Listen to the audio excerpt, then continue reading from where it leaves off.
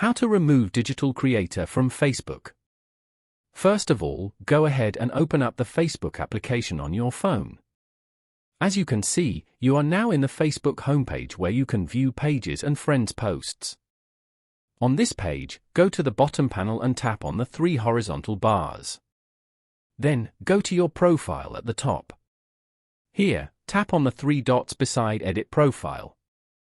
Scroll down and tap on Turn Professional Mode Off. Tap on Continue.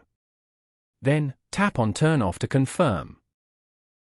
When you turn off Professional Mode, you will no longer have access to Professional Dashboard or any Professional Mode tools and many more.